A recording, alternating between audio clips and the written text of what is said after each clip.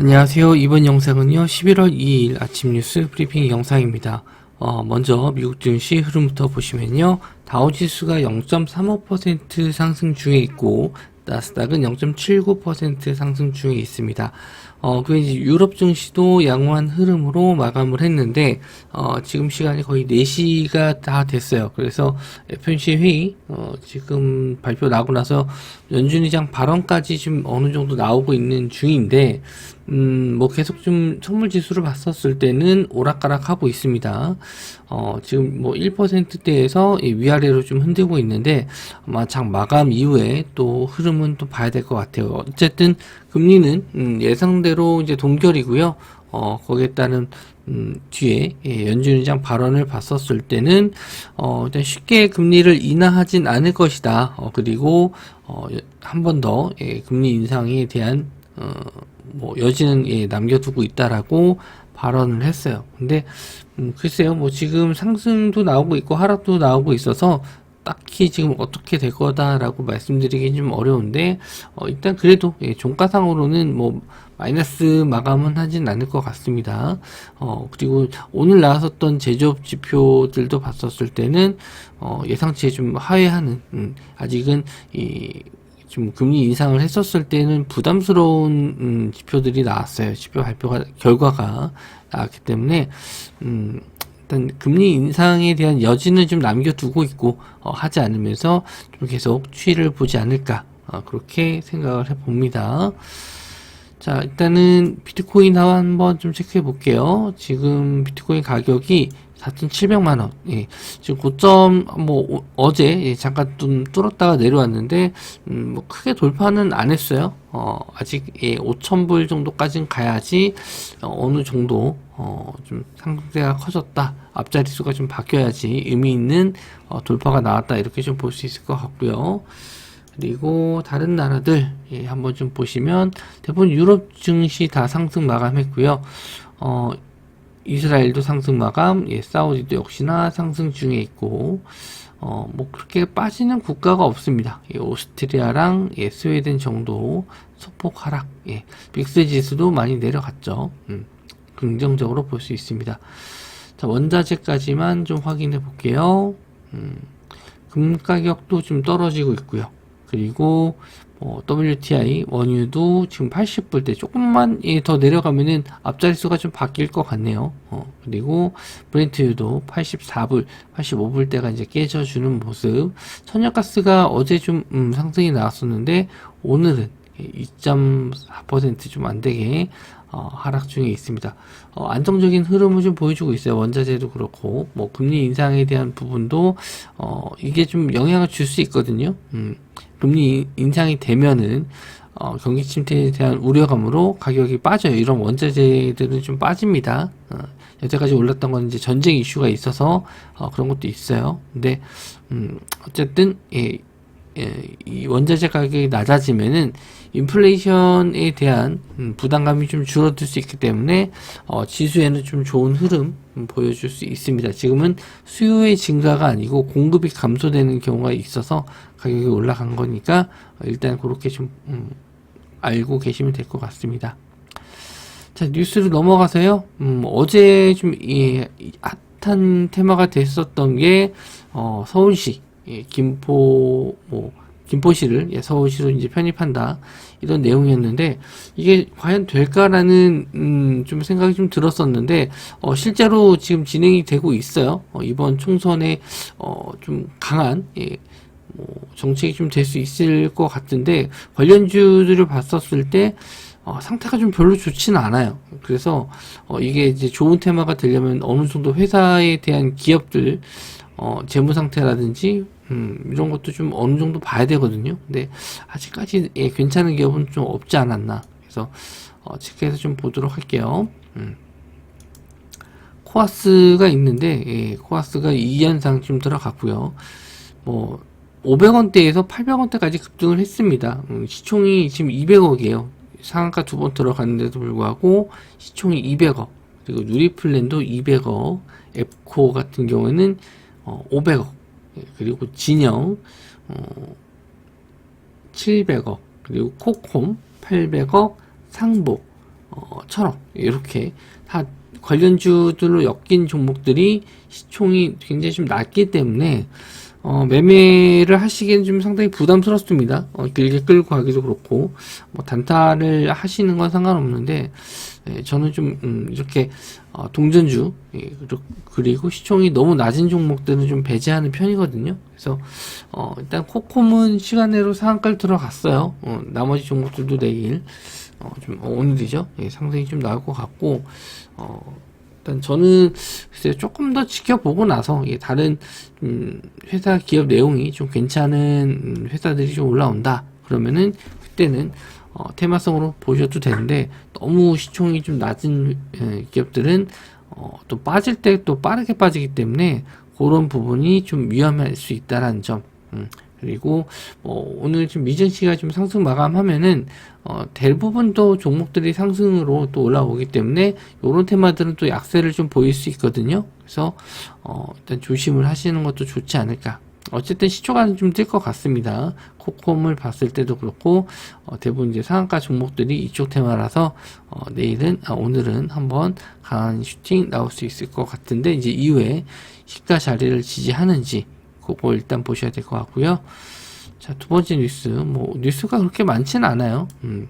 한수원 체코 신규 원전 사업 최종 입찰서를 제출했다. 장중에도 좀 비슷한 내용을 좀 말씀 좀 드렸는데, 이번 사업에서는 체코 신규 원전 사업 1200메가와트 원전 1기 건설하는 사업이다. 그래서 어떤 입찰서를 제출했고, 한전 KBS, 한국원자력 연료, 두산 에너빌리티, 대우건설, 팀코리아라 함께했다. 그래서 발주사는 내년 상반기까지 우선 협상 대상자를 선정하고 나서 최종 연말까지 계약한다, 이 내용이기 때문에 당장 이슈가 좀 되긴 좀 어려운데, 아무래도 계속 이제 원전 쪽에 대한 부분, 이런 수주권이라든지 입찰서 제한, 이런 게 자꾸 나와줘야지 원전주들도 반등이 좀 나올 수 있거든요. 그래서, 일단 관심 종목에 어떤 종목이 상승이 나오는지 좀 잘 보셨다가 공략을 해보시는 게 좋을 것 같아요. 두산 에너빌리티, 한전 KBS, G2파워, 한신기계 이런 종목들이 있는데 그날 대장주가 좀 바뀌는 테마이기 때문에 좀 여러 가지를 다 좀 더 찾아보셔서 관종에 넣어 두시는 게 좋지 않을까. 그래서 두산 에너빌리티 계속 원전주가 원전주뿐만 아니라 대부분 종목들이 이렇게 우하향하고 있는데, 여기서 이제 강하게 거래 대금 들어오면서 반등 나오는 게 이제 반등의 시작, 시그널이 될 수 있습니다. 한전 KBS 그나마 좀 박스권 유지를 좀 해주고 있네요. 좀 밀리진 않고. 그리고 G2파워도 마찬가지예요. 거래 대금 터지면서 올라와야지만 어느 정도 좀 매매 관점으로 볼 수 있지 않을까.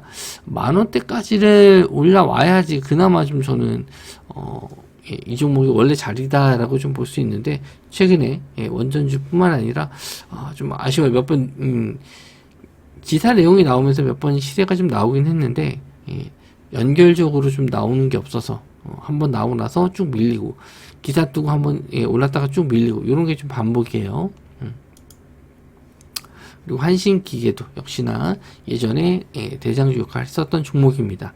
그래서 이렇게 좀 두고 보시면 될 것 같고요. 일단 원전 관련해서는 정부가 됐든 일단 해외 쪽 매출이 됐든 하반기 계속 내년 상반기까지도 봐야 될 테마니까 좀 긴 흐름으로 보시면 좋을 것 같습니다. 자, 다음은요. 비트코인 2025년에 2억 간다. 격포제 랠리 올까?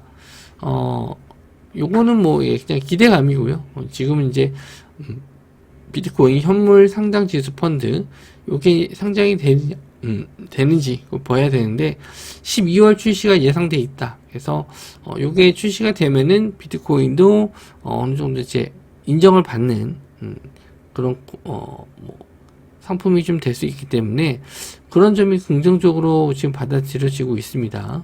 여태까지 이게 화폐냐 아니냐 이게 좀 말이 많았는데, ETF까지 상장이 되면은, 우리나라가 아니고 미국입니다. 그래서 이 코인 가격이 좀 상승할 수 있고, 예전 같았으면은 좀 이런 코인에 대한 좀 부정적인 의견이 좀 많았는데, 좀 시간이 좀 지나면서 요런 것도 좀 하나의 기술로서 다른, 예, 지금까지 뭐 보이지 못했던 다른 사용 용도가 또 나오게 된다면, 제가 약간 좀 꼰대 마인드일 수도 있는데, 아직까지는 뭐 비트코인이 화폐라고 저는 아직 생각하지는 않습니다. 근데 시간이 좀 지나면 바뀔 수도 있겠죠.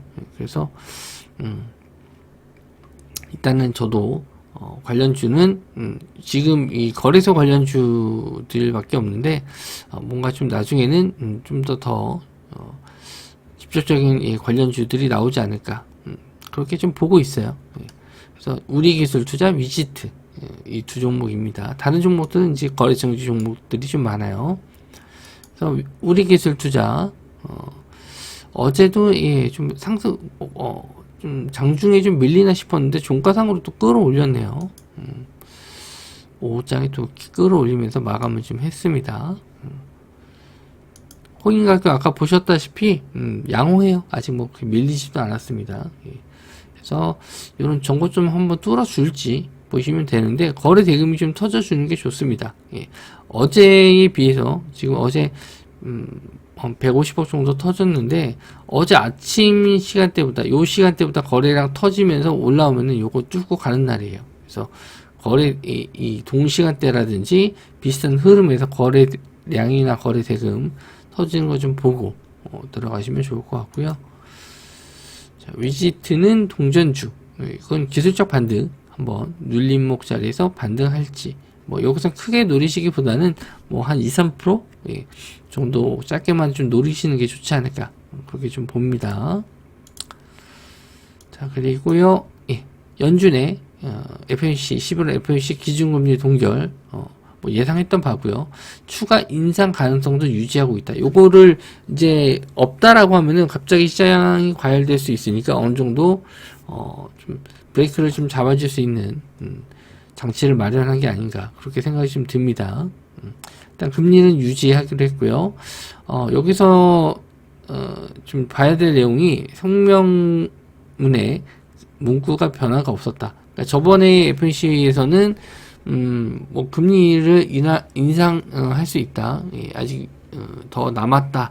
그래서 이제 좀 밀렸던 부분인데, 그거랑 비슷한 내용이 나왔다라고 하는 거죠. 그래서 여기서 요걸 보셔야 돼요.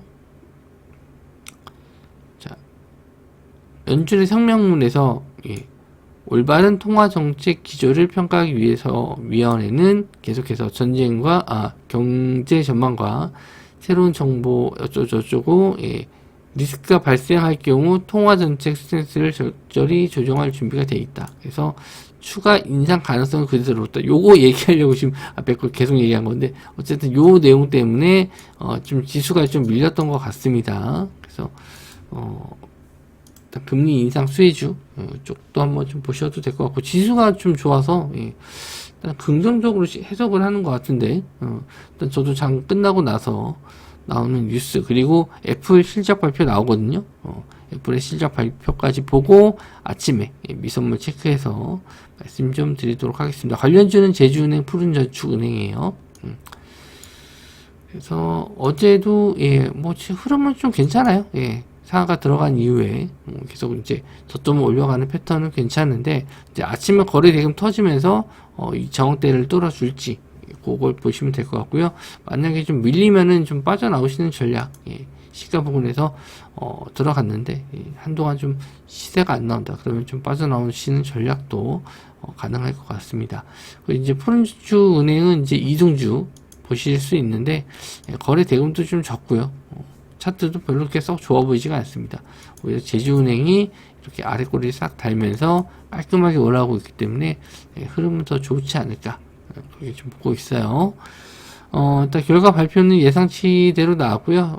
역시나 매파적인 분위기 계속 끌고 가면서 동결했습니다. 다음 달까지도 일단 한번 좀 봐야 될 것 같은데, 일단 뭐 내년은 확실히 올해보다 좋지 않을까 그렇게 예상을 하고 있어서 좀 긴 흐름으로 좀 시작 보셨으면 좋겠고요. 아침에 좀 상승할 수 있을 만한 종목들 좀 또 보이면 예상치 효과 보고 말씀 좀 드리도록 하겠습니다. 영상 시청해 주셔서 감사하고요. 저는 다음 영상에서 뵙도록 하겠습니다.